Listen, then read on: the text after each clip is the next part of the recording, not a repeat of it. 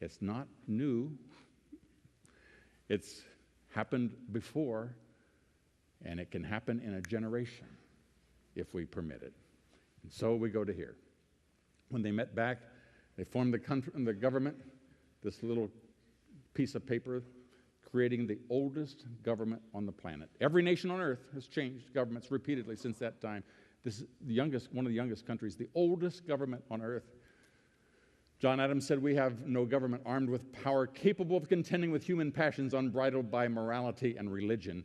In other words, if they don't have it in its heart, there aren't enough guns, there aren't enough condoms in the classrooms, there aren't enough metal detectors at the school door windows to keep people safe.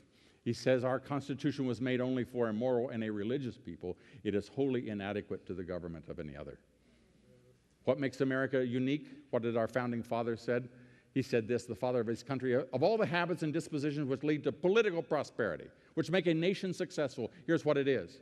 Religion and morality are the indispensable supports." Now, he said that in his farewell address. The farewell address had to be memorized by students in America for 100 years. It was in every history book up through the end of World War II. Beginning in the 1960s, they began to excerpt it until now you couldn't find it with a flashlight. Because the points are that how is America special and unique? Because it's built upon godly principles. Let us with caution indulge the idea that morality can be maintained without religion. You say, well, I don't think we have freedom from religion. We don't have, no.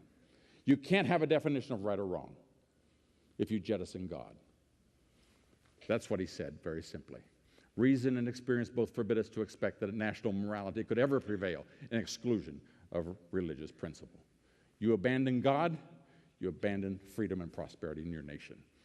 And so, 200 years ago, Alex Tyler said very simply this: the average age of the world's great civilizations has been 200 years.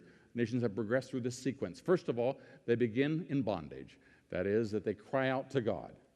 And when they cry out to God, they seek spiritual truth. And when the wicked flee, when no man pursueth, but the righteous are bold as a lion. And so spiritual truth then leads to great courage. Great courage then leads to liberty. And what did we learn? Liberty leads to abundance. 20 minutes ago, I said the greater the freedom, the greater the wealth. 200 years ago, he said the greater the liberty, the greater the abundance. It's the same thing. Once you have abundance, then you pass it on to the next generation. They say, I don't want to work quite as hard as Grandpa did, but I sure would like to keep it. And so therefore, they want to just sort of protect what we have. And then we move in from selfishness to complacency. Complacency is America in the 1950s. I just don't want to get involved. I just want to stay out. I don't think church ought to be getting involved in that. No, you should, we got other things to preach the Bible. Don't be involved. I know what they're doing out there with the movies and what they're doing in the schools, but we don't want to get involved in that. Just be complacent. And from complacency, you lead to apathy. What's the difference? Complacency is, I don't want to get involved. Apathy is, I don't care. I know what the president's doing, and I know what all these fourth grade kids now have to have that explained to me, but really?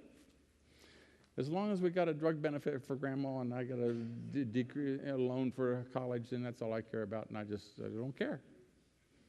And from apathy, they're going, what's it mean to me? Am I going to send me a check? And from dependency, back into bondage. A very powerful friend, a respected rabbi, said to me, he said, Bob, no nation on earth, ever having gone through that sequence, has ever avoided going back into bondage, except the nation of Israel. To which I said, why? Israel was founded on the Word of God, and so was America. And if my people, which are called by my name, will humble themselves and pray and seek my face and turn from their wicked ways, then will I hear from heaven, I will forgive their sins, and I will heal their land. And so in order for America to prosper, there has to be a spiritual rebirth. In order for that to happen, bottom line is very simply this: Wall Street is not going to save America. Politicians are not going to save America. Only the church is going to save America. Of the 65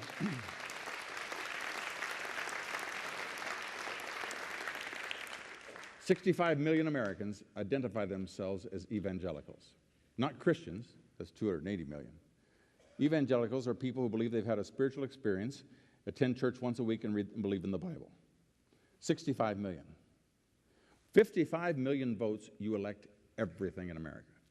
Every mayor, all 100 senators, the president, all 435 House members, every state legislator, every sheriff in America. You do it all with 55 million votes. 65 million self-identified evangelicals.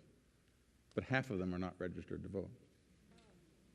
And of those that are registered to vote, half of them do not vote. And of those that do vote, 43%, nearly half, vote for the person that wants to undo the very things that we discussed here tonight. However, if God's people will but twitch just 3 to 5 million, they could return this country around on a dime. Amen. And that's what I want to thank you for, the leadership of this church in this state, against all of the predictions of every expert in New York as to what this state was going to do. But because God's people got on their knees and did what was right for their country, we can restore the rest of the world praise for your success. God bless.